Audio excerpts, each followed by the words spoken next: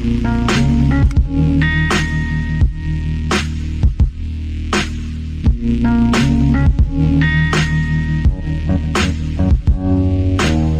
to Doctrine and Devotion, a podcast that explores Christian faith and practice from a Reformed Baptist perspective. My name is Joe Thorne. I'm the lead pastor of Redeemer Fellowship in St. Charles, Illinois. And listen, we were able to grab a friend of the podcast. He's been on before, and we're going to talk about something that annoys us. But also hopefully something that we want to talk about something that annoys us, but how we can take that thing that annoys us and ultimately put it to death. We got Jordan Stefaniak back on the podcast. What's up, Jordan?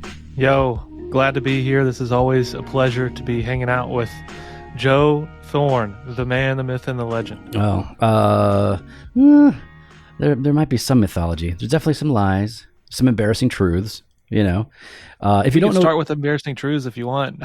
Let's see. I've thrown up in front of church members on the street. That happened once. I made a flatulent noise one time while I was preaching. I made it with my hands. My hands were a little sweaty. I was very, very nervous. I had that lapel mic on, and it was like one of those things, you know, and it was really loud. Lots of stuff. But it pretty much about once a week, I have an embarrassing thing that happens, and I tell Jimmy or Steve McCoy, let them know that I am still a total dork. And that's how I roll. But if you guys don't know who Jordan is, he is the co-founder and president of the London Lyceum, which is a great resource for analytic theology, right? Is that how you say it? You also have the podcast going with that, exploring Reformed Baptist theology. You bring on all kinds of people, smart people. If you know Jordan, then you know, like, he is one of those gracious listeners and thinkers. Jordan, you're real smart, but you're not a smart aleck. When you're talking to people, you're funny, but you're not a jerk. And I love that about you. I really appreciate the way that you approach the serious doctrines and how you promote serious doctrine and serious thinking and serious living for the glory of God, man. So we're always love having you on. Well, I appreciate that, man. So it's we're recording on a Wednesday, so halfway through the week. You guys are getting ready to move into a new house. I know that's going on. And you were telling me earlier that it's like your favorite thing. You just love packing up all of your belongings and absolute joy to be packing up all of my books. Every time you pack up your books, you think, should I own this many books? And the answer is always yes, but it's still a pain in the butt to move them all. It's funny because I'm sure it's the same for you. Like you probably, I get rid of a lot of books all the time. Oh yeah, constantly giving them away, donating them, loaning them, knowing I'm probably not going to see them. There's certain books we don't loan out, of course.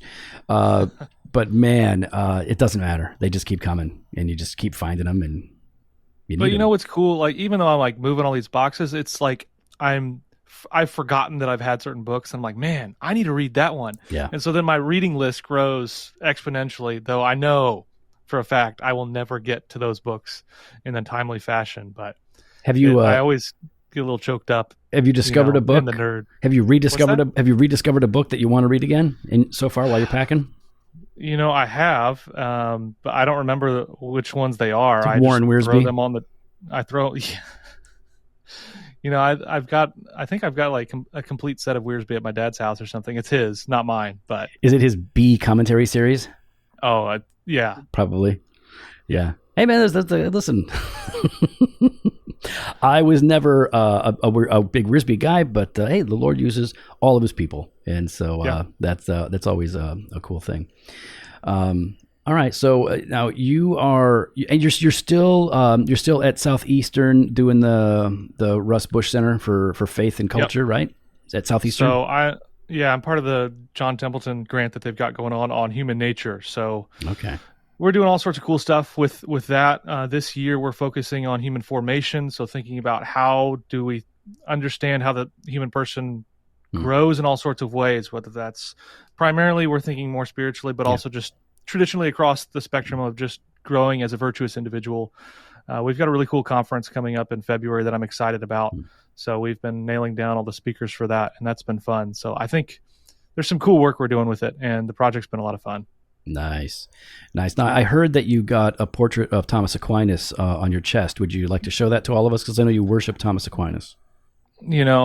I would not get a tattoo of Thomas Aquinas. And if I got a tattoo, it wouldn't be of 1689. It would definitely be of 1677. Yeah, of course. I like to stir the pot, though, with all the Aquinas stuff. I try to stay out of it as much as I can, but I like to throw in the other medieval nemesis, Henry of Ghent or Bonaventure, and give them some street cred that they should be in the ringleaders of the mafia that are ruffling all the feathers.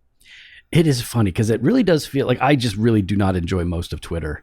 I just don't. Maybe I just need to change how I'm looking at it, but it does seem like okay, so people are kind of minding their own business over here. Like poor Midwestern, like, hey, man, we're doing this thing. We're going to be, hey, PhD seminar or whatever. We're going to be doing some Thomas Aquinas, and then all of a sudden, somebody's triggered. Asking for the manager, wanting to know what's going on. And I'm like, what? Just leave people alone, man. They're like literally doing great things, not promoting Catholicism. Yeah, man. I find the whole thing rather weird, suspicious,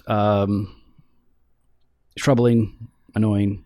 And that's just one little aspect of what I wanted to talk to you about. Where that's just like maybe one little example. I wanted to talk to you about the perception that people have, and in particular, people on social media. The perception that people have on social media of Reformed Baptists, right? Like, why do we have the reputation that we have? Is it good? Is it bad? Is it balanced? Is it fair? I have my take. I would love to hear you answer that question. What in your survey of the interwebs, as you've dove through all of the tubes that connect computers, how do people seem to respond to or characterize Reformed Baptists? So if we want to funnel it down to just the internet, because if I asked most people in a church, what do you think of a Reformed Baptist? They'd say a what? Yeah. So I do think there is a large segment of people who would have no clue what that even means. Sure. But if we confine it to the internet of people who are sort of in the theology sphere, it's definitely a negative perception. I don't know of anyone who would say, you play that word association game or something like that, one word, Reformed Baptist. I don't think you're ever going to get a positive word that goes along with it. I feel like every week I'm seeing somebody say, if you put 1689 in your bio or anything related to that, I mean, it's bad news. Yeah. You're a white supremacist. You're a total jerk. And it's not a bug. It's a feature of those who want to have 1689 somewhere associated with them. So from my opinion, it's super negative. And that was part of what really formed our podcast to some degree with London Lyceum. When we just started as a podcast, we really wanted to start because we saw, hey, Baptists just across the board don't seem to really think a lot. We want to promote people to think more deeply about topics. Yeah. And on the other side, we realized that there's a terrible online perception of Reformed Baptists, and we sort of wanted to be part of the solution to helping to give us better PR. Mm-hmm. And so that was sort of part of the reason that we did the podcast. And that's part of the reason we continue to do it. And part of the reason we continue to highlight things like charity so often is because, not just because we want to be have a good image or something, at the end of the day, that's not that big of a deal, but because I do think it matters that we behave in ways that are honorable and respectful and worthy of Christ who purchased us with his blood. So that's short answer to my idea of the perception. Well, reputation matters. I mean, the Bible tells us this. Reputation matters. Now, if you have a bad rep for doing what's right, then all right, then you suffer suffer for righteousness' sake. But I'm with you in that there does seem to be a negative perception of Reformed Baptists by other Christians on the internet. And oftentimes I see that very thing, that it's usually in the form of a joke, but they're serious. If it says 1689 in their bio, we know exactly what they're like, and then they paint this caricature. And this is nothing new. Like the whole idea of Baptists having to protect their reputation, that's been our history, right? I mean, they thought in the 17th century, they thought like, oh, these are Anabaptist heretics, weirdos, partnering up with the Quakers or whatever it is. Like and we constantly had to like, no. That's why we have the Second London Confession, so you would see the parallel. So I think it's worth understanding how people perceive us while avoiding this desire to be palatable, right? It's like I don't want to be a people pleaser. I don't want to conform to the expectations of other people. But like you said, we ought to have a godly character that's reflected in social media. We ought to have a cheerful heart. We ought to have a sober mind. We ought to have a lot of things that come to the front. And what I see, and by the way, the perception of Reformed Baptists is also my perception of what I see waving the flag of Reformed Baptists quite a bit these days. And what I see, and I know what I hear from a lot of other people, is that these are okay. Here's I think you do tell me if I'm being too hard. My take is that there's a large segment of Christian Twitter, Facebook that views Reformed Baptists as hypercritical, unnecessarily divisive, controversy-seeking, outrage, addicted. I see that among some of the people that would be noted for this. Self-righteousness, and the gatekeepers of orthodoxy. It's an unfriendly group. Is one way to maybe summarize it all. That's I think a general perception, and I see this when people aren't, even people that are, they're Calvinistic, they're Bible loving people or whatever, and they'll say like, well, I'm not a Reformed Baptist, and there are a couple of good ones, and they'll point to you, or they'll point to somebody and they're like, hey, listen, they're chill, I love them, great people, but the vast majority in their mind, are exactly that. They're unfriendly, and I personally don't think it's an accurate summary of Reformed Baptists. I don't think it's a fair summary of Reformed Baptists. So if it's not fair, if you agree with me on that, why do we have this reputation? Where is it coming from? Well, it is fair in some senses, right? So there are people who just put the number 1689 in their bio and then behave like fools online. Yeah. And I do want to I bet you half the people who act a fool online are totally chill and normal in real life. Yeah. So if I were to go hang out with them, grab a drink, do something, they'd be normal, they'd be chill. It's just when they get online behind a keyboard, they go from, Mr. Hyde to Jekyll or something. So I do want to give some charity there on that sense. Dr. Jekyll and Mr. Hyde, go ahead. Yeah, whatever it is. Sorry. Horror nerd, go ahead. I don't remember. It's before my time. So I do think there is a sense in which the label is true and accurate. There are people online, and it does seem to be disproportionately these people who have 1689 in their bio are behaving like turds. But on the other side, there's two, I think, things I would want to say. Number one, that's not everybody. Right. There's a lot of people who self-consciously don't put that in their bio because of the association, and yet they would say, yes, I confess the Second London Confession of Faith. So they use different acronyms or something like that, or they just don't put it in there, but even though they do. And then the second piece that goes along with that, I mean, I don't know. I've already forgotten my second piece, so I was hoping that it would come to me there in that happens to me 2 all seconds the time as I waited. Yeah, it gets worse. It gets way worse. And listen, that's my one piece. I think it's fair, but I don't think it's fair. Yeah, that's how I think about it. Like, okay, well, in some way we've earned it. It hasn't been made up. All right. But who do I mean by we?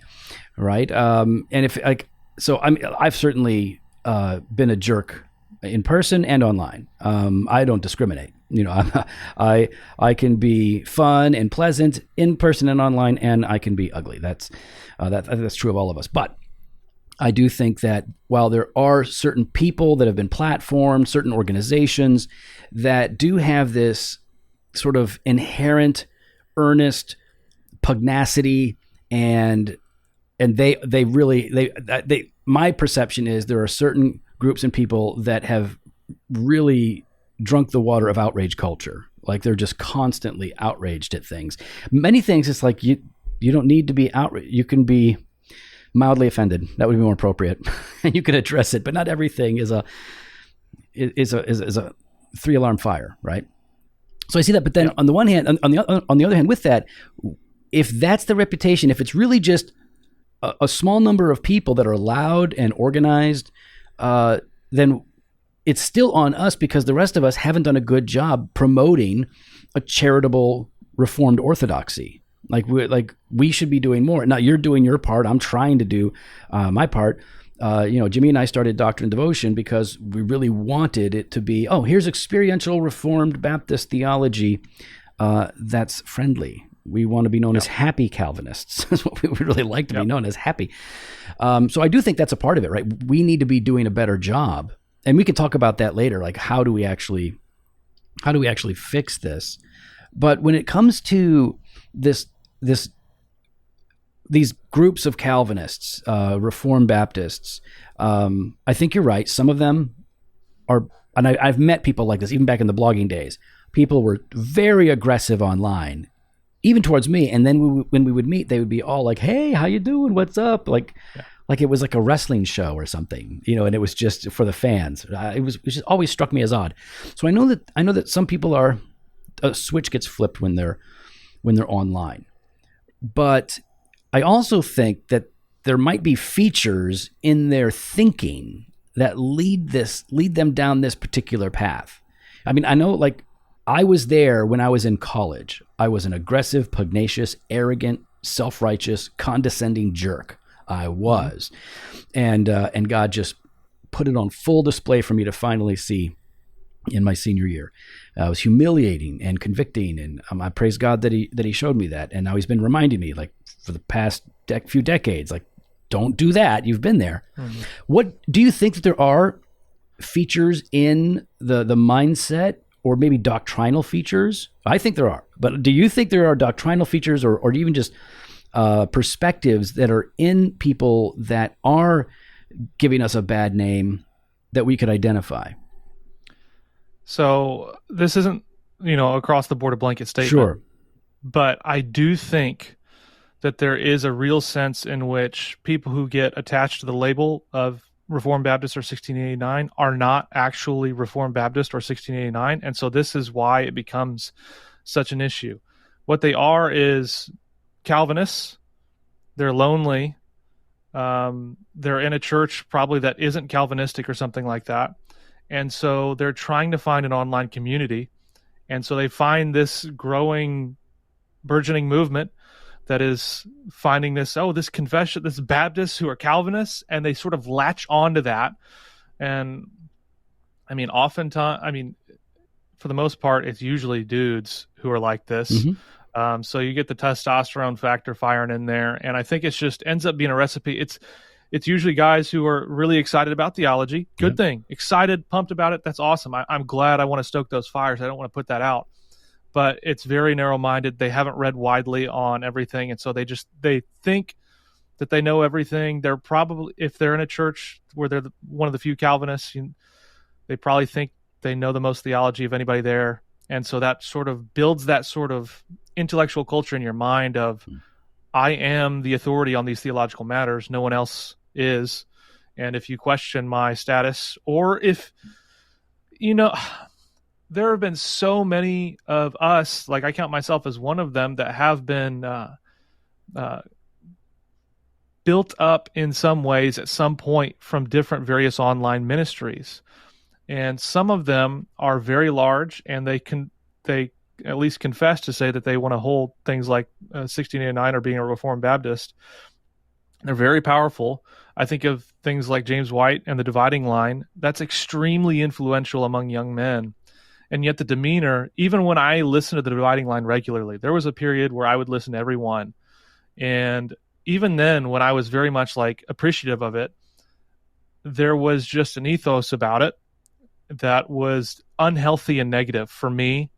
And even my mentor, I remember when I didn't know who James White was, my mentor, introduces me to him. He says, "Wait, but remember, he's a little full of himself.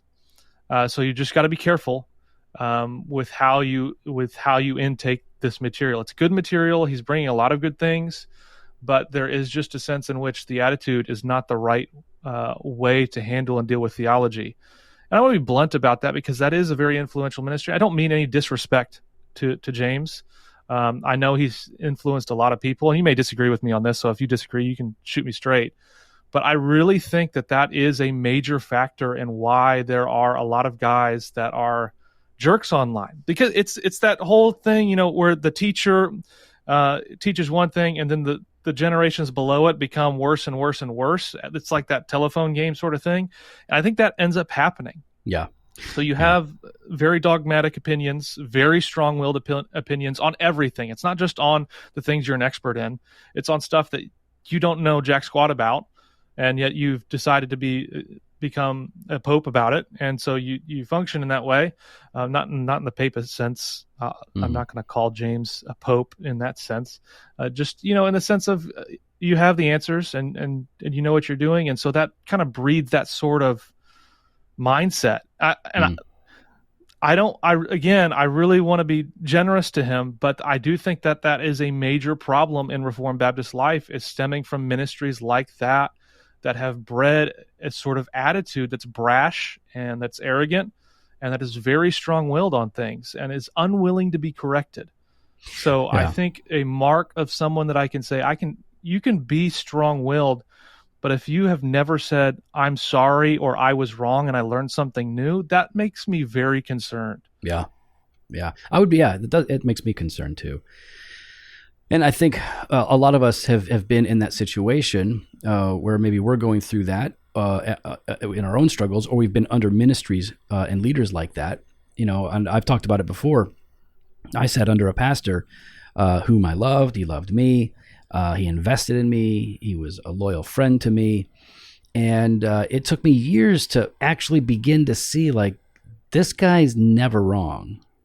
I mean, in his own mind, he's never wrong. He's never, and I'd never heard him apologize. Listen, I spent hours and days and months and years with this guy, traveled together, all kinds of, never once heard him apologize, say I was wrong.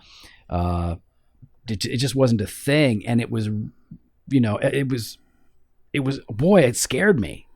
It scared me because one of the things I liked about him so much was his confidence and his certainty and his clarity.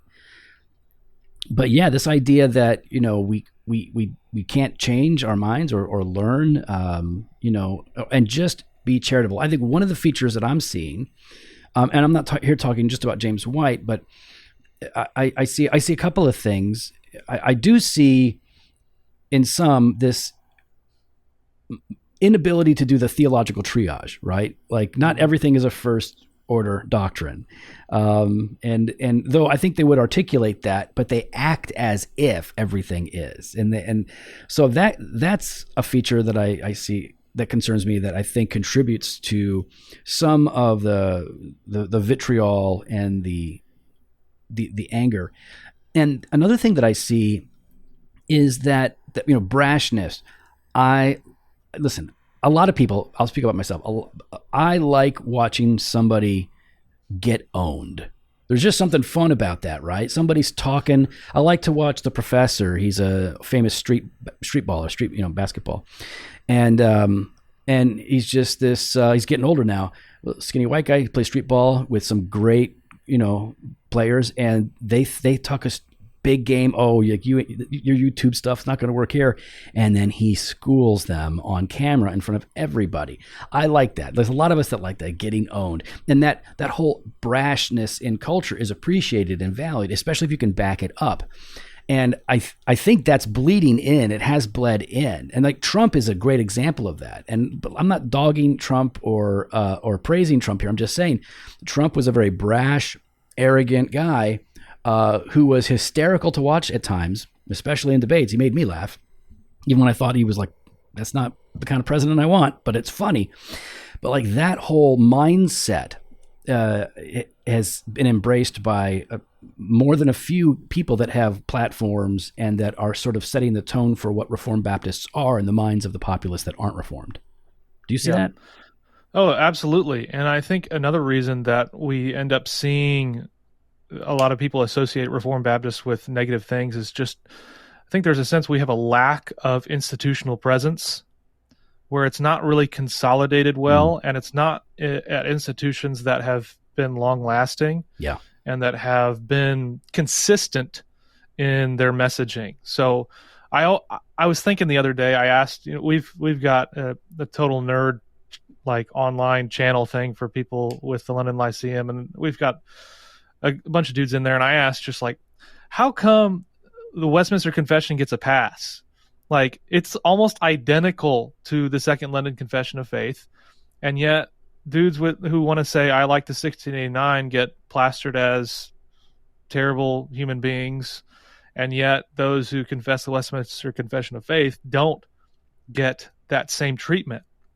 And I wonder if it has to do with that sort of reliable institutional presence with people like Ligon Duncan. I mean, just the genuine sort of like going to champion the Reformed faith, and he's not going to be a jerk about it. He's focused on good, positive, building up things. I think of other people like, if we had more Dr. Jim Renihans, Reformed Baptist image would be awesome. Yeah. Just because he's like the premier gentleman. He's a scholar. He's a pastor. He's just kind. He's generous. He's all the things that you would hope a Christian brother would be. And if we had more institutions that were specifically branded in that sort of way, that weren't trying to build kingdoms, but were trying to just continue to train men and women to understand the biblical text and to apply it to their own lives and to serve their churches in the capacities that they've been gifted, I think we would have a better image. So I've wondered if that institutional sort of presence and maybe really the decentralization of Reformed Baptists kind of contributes to this. So it ends up allowing sort of the platformed popular people to really take the microphone away from those more reliable places that you just have a lot more red tape to say stupid things. Yeah. If that makes sense. No, it does make sense, because one of the things you said earlier was like some of these people actually aren't confessionally reformed. Yeah. They're not Reformed Baptists in any confessional sense. They're picking and choosing, but they like it in general, and so they kind of claim it. I've always said it's I'm being funny, guys. I'm not trying to hate, but some of them are fundamentalists wearing a 1689 T-shirt. That's what I've said. It's fine. That's like, but I don't think in the end. I tend to think like a lot of these guys that right now are touting or at least promoting the Second London Confession. I think in 5 to 10 years they won't be doing it anymore, because the trajectory that they're on of biblicism and fundamentalism is just going to make them drop it, or just use it as something that they occasionally reference for something. I don't think they'll allow it to be an identifier, and maybe that would be helpful. I wanted to ask you about something that you had mentioned, because it's one of the reasons why we don't have a lot of systematic theologies, is we haven't had an established, trusted institutional presence like Presbyterians have had. Why have we not? Like, why has that been the case, that we haven't had? Because we've had, Baptist seminaries have been around for, a couple hundred years. Why haven't we had an established? I mean, Presbyterians have splintered all over the place. So why haven't we had an established institutional presence akin to the Presbyterians or the Lutherans?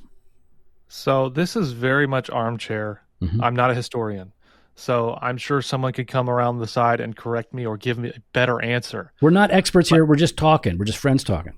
But yeah, if we're just hanging out and I'm spitballing an answer to that, I've got to think it has to do with just the sort of the intellectual culture of Baptist life over the last 150 years or more, in where Baptists became more interested in pragmatic, mission-oriented things, which missions is good. It's like the part of the Great Commission, but it's not the only thing. And so Baptists, I think, became obsessed with one aspect and became extremely pragmatic, and partly influenced by the culture and the business model of church that began to take root. And so what ends up happening is somewhere along the line, knowledge, theological education begins to be looked down upon and frowned upon as that's the ivory tower where theology, where mission goes to die. That's where Christians go to die. It's instead of the seminary, it's the cemetery. All the bad jokes that you've heard over your life about it. And those people don't really love Jesus. They don't really care about it. So it's stigmatized, right? Sort of serious educational pursuits. And I do think there is a sense in which a lot of the Baptists who were serious about that ended up becoming captured by liberal sort of theology over the last 100+ years. And so the best and brightest Baptists felt like, I have a choice right now. Either I go to a genuinely conservative, they try to love Jesus, and I guess both sides, they're trying to love Jesus. I don't want to say that liberal people aren't in their heart of hearts trying to love Jesus. I think most of them are. But you have a choice. Do I give up my intellect and go with this Baptist church that almost looks at knowledge negatively, or do I give up some of my theological convictions by being able to satisfy my intellectual appetite? And I think that ends up creating this sort of context where we just don't value it, and therefore we haven't invested in it, and we don't have serious institutions. Now, we do have the Southern Baptist Convention. We have 6 seminaries there as Baptists. So if you're SBC, then you have those, though they're not explicitly Reformed Baptist in any sense. I mean, I guess Southern and Southeastern both confess the abstractive principles, which is a sort of a summary of the Second London Confession of Faith in mini form. So in a sense, they confessionally should be Reformed seminaries, but even then, there's such a breadth of and diversity of viewpoints there, and they're not explicitly trying to uphold a Reformed faith. Yeah. I mean, Southern maybe to some degree is. Nope. It's my alma mater, but no. When I was there, even it's not a Reformed seminary, no. But they have, there are some Reformed guys there. There's a lot of guys there that are not Reformed, meaning, we should probably maybe define what we mean by that when we say Reformed, right? I would say, and you correct me if I'm leaving anything out or overstepping, but I would say, Jimmy and I've talked about this before. First of all, we admit some Presbyterians would say we don't get to use the label, fine. But Reformed typically means confessional. There's a confession, one of the great Reformed confessions that you hold to, Westminster, Savoy, Belgic, whatever, Second London. So there's confessionalism, and then a part of that would be covenantalism, covenant theology. The regulative principle always seems to be an important part of it as we touch on worship.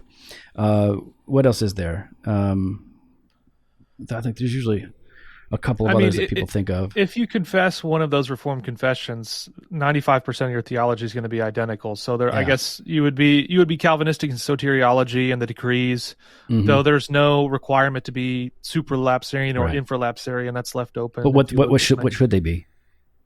I think infralapsarian is more consistent with the text, and it's also the majority position. Okay, so time to go. I'm going to go ahead and. So, I mean, Turretin takes infralapsarian as the position. So, if you want to be truly Reformed in the TR sense, well, listen, I did Turretin. Come on, what does he know? It's always funny.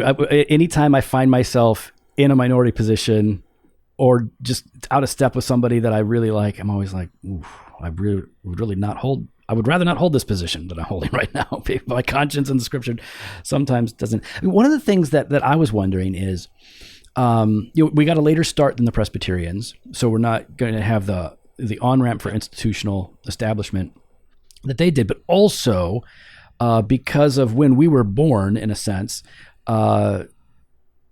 we encountered things early on that liberalism, for example, that was an immediate challenge before we really had maybe we didn't have enough time to really establish a large presence. And the thing that Baptists have done differently than Presbyterians, when Presbyterians separate, they're still holding on to the Westminster standards. EPC, OPC, PCA, OPP, whatever. Like everybody kind of does. They're like, okay, but this is what it means to be Presbyterian. So then there are some functional differences or whatever. But whereas Baptists, like they will summarize and continue to summarize, and instead of clarifying, they make it things more vague. And the abstract is great. We use it for our church, right? For people coming in to understand kind of what we're all about. And of course, we talk about and teach from the 1689, but there seems to be a lot more individualism, and local church autonomy has really encouraged that, right? And I believe in local church autonomy, but it really does lend itself to like, well, we're going to write it up in our own way, and we're going to continue to go. I think that's so because we've been so diversified, we haven't had like a real, like singularly identifiable Baptist theological powerhouse, especially in the Reformed tradition. We have that in institutions, and we have some good seminaries now that are truly confessionally Reformed Baptists, but they're not known. It's not like the Presbyterians.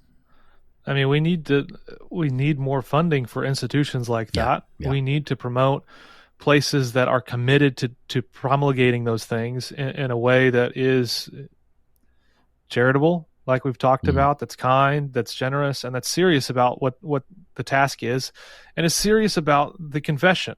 Yeah. So, we've been talking about the sort of reputation that we have. I think if we took our confession more seriously, but you treat people with kindness and respect.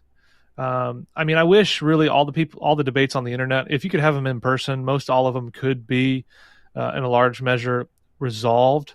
So, there's a lot of like inner fighting among even the Reformed Baptist stuff right now, it's a shame. Yeah.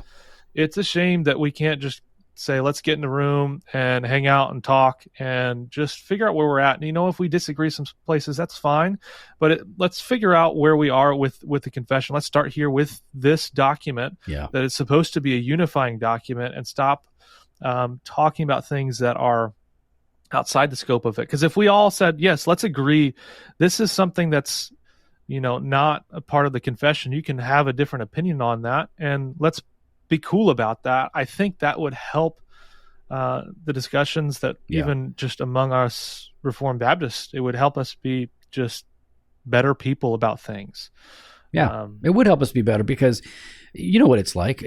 Online, you're just not going to have the same back and forth. And if somebody comes on hot, like a lot of us are just like, who cares? I'm not going to engage. It's just silly. Yep. But if it's in person, they come on hot. You're like, well, hang on a second. Like, let me explain where I'm coming from. We're not going to walk away, right? If things are in person. So I totally agree with that. Let's talk about that. What are some ways in which we can help to rebuild the reputation of Reformed Baptists? And one of the things you're talking about is, confessionalism and conscientiousness, right? Like, let's actually work with the confession. Let's know it. Let's pore over it, and have dialogue about it. And where we disagree, we can maintain some sort of charity. What else can we do if Reformed Baptists are like, I don't like the way we're perceived? What are some steps that we should begin to take? And so this is a great question. I think you start individually, and you should be praying and asking the Lord to give you those virtues and those dispositions of kindness, being open to reason. Being open to reason is a virtue, and James commends it and says that is the wisdom from above. Yeah. So I think we should be conscientiously seeking that, desiring that, asking the Lord to give that. And I think a simple practical thing just to loosen us up and stop to get the stodginess out of us a little bit is, if you're a pastor, you should be going on more hospital visits. If you're not a pastor, you should ask your pastor to go on some hospital visits and just visit with some people who are hurting and dying. And that can recalibrate your perspective a little bit sometimes. So I think that's a simple step. It's two things you can do individually. Just pray, actually be a member at a church, be involved in it, love it, grow with it, put up with the differences and the challenges that come with it. I think also you should seek out friendships with people who are different than you. Yeah. So I think someone outside of your local church that doesn't hold to the same confession as you can be a really good thing for you. read a book together. Just meet up for coffee once a month. Do something that challenges you to say, I just intentionally want to be kind to someone else who cares about the same stuff I do, but comes to different conclusions. Yeah. Maybe that's a Wesleyan.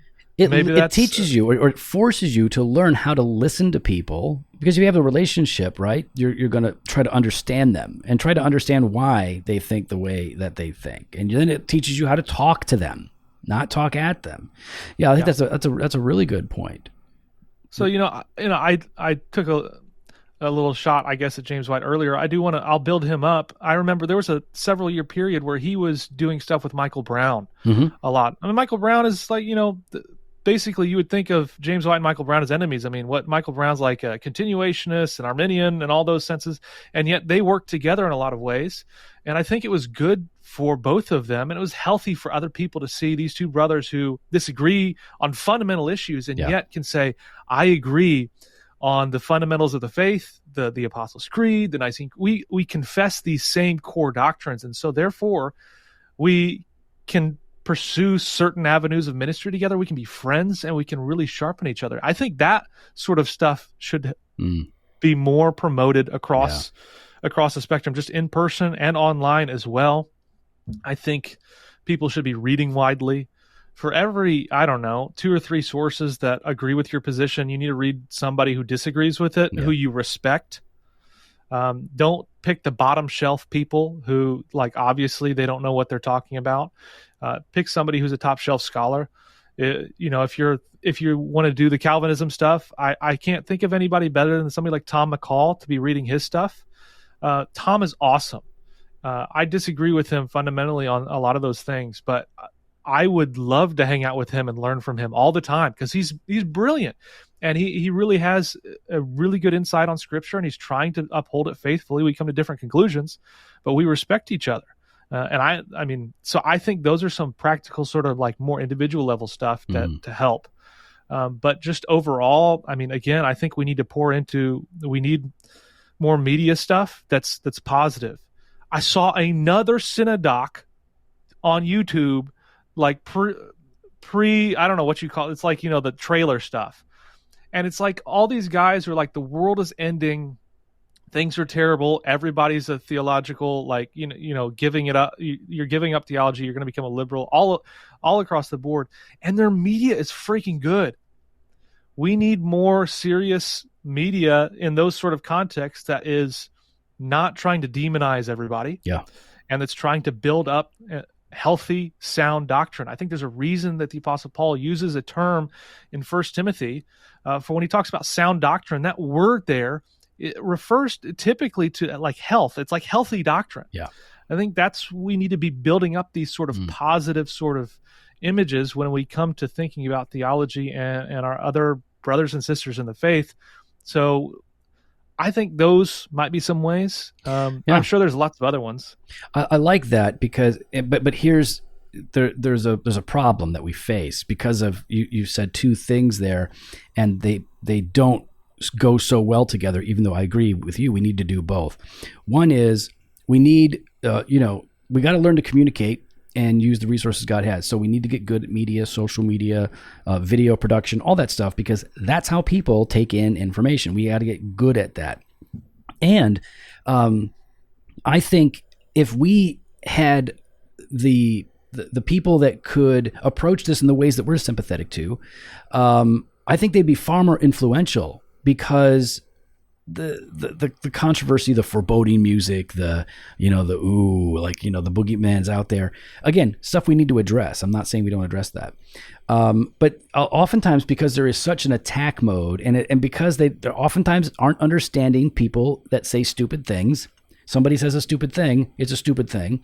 But instead of trying to understand why they said that, what do they really think, they take that stupid thing to be a very clear and precise articulation of what they believe, and they extrapolate from that a whole body of divinity, essentially, that's heretical. Yeah.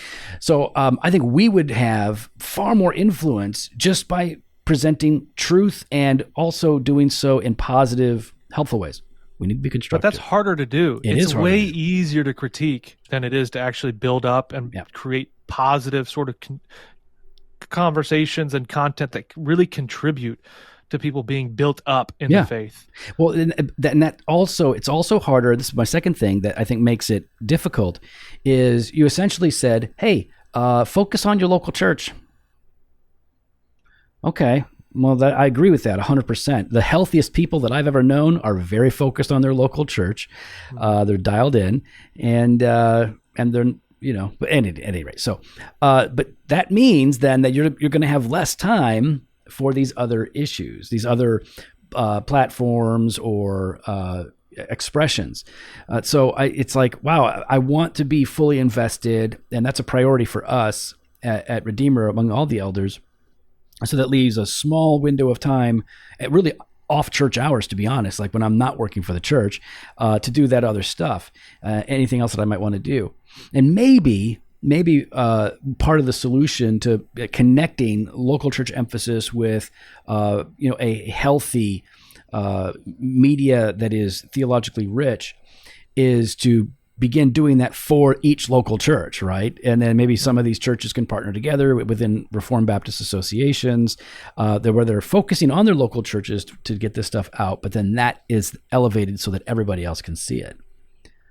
I agree with everything you said in terms of like, these are the things that could be helpful in rebuilding a reputation. In my mind, though, I almost, again, and I could be just being overly harsh here. I recognize that. But I feel like we need to take our reputation back, because I feel like the reputation that is out there is coming from a minority of people. And I don't think it's fair that represents the whole in the minds of so many. I'll own the reputation that I built 100%. Like, it's mine. If it's bad, it's on me. But it's frustrating to know, like, oh man, people write us off because of a label that they associate with a particular experience or expression that isn't even us. By the way, at Redeemer, we don't have Baptist in our name, and we did that on purpose. We chose Redeemer Fellowship because we didn't want this identifying mark of us to be misunderstood. We wanted, like, let's make it about Jesus. So we're just going to go with Redeemer. That allows us to talk about who he is and what he does very clearly, even in our name. And we went with fellowship because, it essentially means church, but it presents it in a different way, allows us to kind of unpack that for people. But I've heard from a number of people that have visited Redeemer over our 15 years. A number of them who joined said, I never would have came if I knew it was a Baptist church. I never would have walked in if it said Baptist. I thought you were maybe Presbyterian or something, wasn't sure. Came in, loved it, and very quickly found out, oh wow, they're Baptists. But they were already in. So, because we're very upfront about that in all of our teaching and all that. So I think the local church emphasis, if we can learn to leverage media, that's a whole other conversation we're going to have. You're going to have to come back on so we can talk about why churches should care about media. Yeah, dude, man, I'm not going to get into it. No, it's a whole big thing. We're going to. All right, you'll come back on, and we'll talk about like why churches need to invest in equipment beyond, like sound equipment or video equipment beyond Sunday morning. Like, is that necessary? I mean, I thought the word was enough, so why would you need anything but the word? Is it necessary? Is it helpful? How can we do it? What are some ideas? Let's talk about that, and we might get a couple guys on to talk about that. There's some guys out there that are doing it. So yeah. Ooh, okay. We got the next thing we're going to talk about. We're solving problems as we talk here. Well, we're identifying problems for sure. Yeah, that's right. That's a better way to say it. I just put I wonder before anything I'm going to say a lot of the time, and that way I'm like, well, I wonder if this is it, and then I just talk, and then I can just say, well, I was just wondering. You're off the hook for anything because you just said I wonder. Just wondering. No, I'm not saying that Jordan Stefaniak is going to become a Roman Catholic. I'm just wondering. Man, I get pretty frustrated to some degree with both sides of the debate, to be honest with you, because I think there is that sense of like, let's just either it's time to move on. It's time to move on and go your separate ways and to just do your thing, like focus on your own ministries. Yeah. Because it's not really affecting any sort of change. but there's also, I mean, when those sort of things happen, you end up getting extremisms on both sides. So I'm a classical theist, but I do get uncomfortable with the level of kind of like, I want to just show everybody on the other side what's up, so I'm going to just become a Thomas Aquinas, like literally get a tattoo. My guys, there's more theologians than just Thomas. I love Thomas. I think he's been one of my best friends as I've been reading, but you got to read more than just Thomas. It's not just him. You've got to engage all of the medieval literature, all the patristic literature, all the Reformed literature. I was reading Richard Cross the other day, who's like super smart guy, and probably the most, on my podcast, he threw so much shade on me one time. Like no one else has ever done that. And he didn't even mean to. I just said something about Luther and being like, I have no clue why he did that. And he didn't miss a beat in telling me, no, I know exactly why he did. So that was pretty intense. But Richard Cross, he's saying, Peter Martyr Vermigli, he's like, he is a Scotist. He was trained as a Scotist, and I'm like, oh man, that's going to upset a bunch of people who want to say that Thomas is the only source for Reformed Baptists. So I like Thomas. I get really frustrated with all this stuff, all the hate on Thomas. I don't get it. It's really annoying. But I also don't want to play the other side of it's just Thomas. It's also all these other guys who are great resources, and we shouldn't ignore them. Yeah, and that's maybe one other thing I'll say about reclaiming a reputation. And that is, if you don't like the reputation, then don't feed into it. And this is what you were just talking about, right? That like, okay, we've got this particular debate, and when somebody pushes you, what's our instinct? I push you back. If you insult me, I insult you back. Oh, you're being unfair. I'll show you unfair. And then because then we like to go big. Oh, you think that was clever? I'm going to crush you. We're going to murder. I'm going to own, destroy. Sure. And so listen, if you want to rebuild the reputation, I would say, in part, don't contribute to the reputation that you don't like. Like be a better brother or sister in that situation. Like Baxter says, I know he's got his issues. But Baxter had some good practical stuff, and in his duties of husbands and wives to one another in a Christian directory, one of the things he essentially says, paraphrase, is like, hey, if one of you is being a total jerk, make sure that the other person is super chill. Like if somebody is like being irrational, and I'm not talking about women. I'm not suggesting that women are the irrational ones, because men can be irrational. I am saying if you're being irrational and emotional, or if you're being stubborn and stupid, or if your spouse is being that, then you need to be the calm, deliberate one, and then work through it. Don't suffer abuse, ladies. I'm not suggesting that. But the point is like in these relatively normal conflicts, be the mature one, because you'll be able to better address it after that person's then calmed down and you haven't contributed to the whole. And the other thing I would say is, just with that real quick, is you can't change the reputation, but you can own your reputation. Like, Jordan, you have a reputation. I love it. Every once in a while, somebody would say like, well, why don't you? I was being called out by a guy I know, but he was talking about us like, well, it'd be nice if you guys actually talk to people that you disagree with. And like, I don't, because I just don't, that's not what I do. I don't really care to do that on this podcast.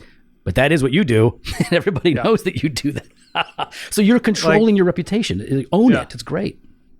Yeah. I mean, that kind of walked right into that one, just because I'm like, you're complaining about particular individuals, and you don't realize that I've published peer-reviewed article critiquing one of those people that you think that I'm supporting in all senses of the word. I support a good amount of it. Just there are certain aspects that I disagreed with, so I wrote a paper on it, because I don't want to be captive to any one individual, any one person. I'm submitting to the Lordship of Christ, and I want to uphold the confession. Those are the things that I'm trying to seek to uphold. But I wanted to mention, I don't know. I mean, the stuff about the whole classical theism stuff, I do think to some extent on both sides. I gave a talk at the Davenant Institute a couple of months ago on things related to this, and they asked a question of like, why are people acting like this? I mean, and these guys have been classical theists longer than any of these Baptists even been alive. Right. I mean, they're young dudes, but that's just the air they breathe, and so they're looking on with curiosity, because I'm like one of the only Baptists in the room, and I kind of described it as, I think there's a lot of people in the cage stage of classical theism They're really excited about it, and so they want to let people know about it, and they're going to say it in extreme ways because they're pumped. And give them 5 to 10 years to let them calm down, and things will work themselves out. But there is a sense, I think, just people are hyper excited about stuff, and that's good, but they're not controlling their emotions and their reactions, and they're making overstatements that shouldn't be made. And that sort of flares the thing up, like you were saying. When you make this overstatement, I want to show you up, so I'm going to say something even more extreme. And so hopefully, in my best case scenario world, things just cool down by virtue of time, because people become more seasoned in what they're thinking and they're reading, and they realize, you know what, I said some things that were a little bit over the top, and I'll own that, and I'll say, you know what, sorry, move on, and that'll help heal some of the divisions that have been made. Yeah, no, that's good, man. Jordan, thanks for coming on, man. We love it when you have time to join us, and we're going to have you back. We're going to talk about the church and media. Yeah, that's going to be good. We'll have a conversation, and I'm going to try and we're trying to figure it out when we can get Jimmy on here as well, because, finding time when we can all get on this thing together is a little tricky, but if we have enough planning, I think we can pull it off. But there are some other guys that are doing that. So thanks for coming on, man. I'll have all of your socials linked, but what is your Twitter handle if people want to engage you there? It's just JL and then my last name. So just search Jordan Stefaniak, which you can totally spell. Just think in your head, there's 2 F's, there's an AN and an IAK, and you'll figure it out. I mean, just search Jordan London Lyceum or something. You know what I do is I want to spell your last name with a PH. It's just for whatever reason. I know I have to correct myself when I'm writing it out. I'm like, oh, that's okay. So that's not it.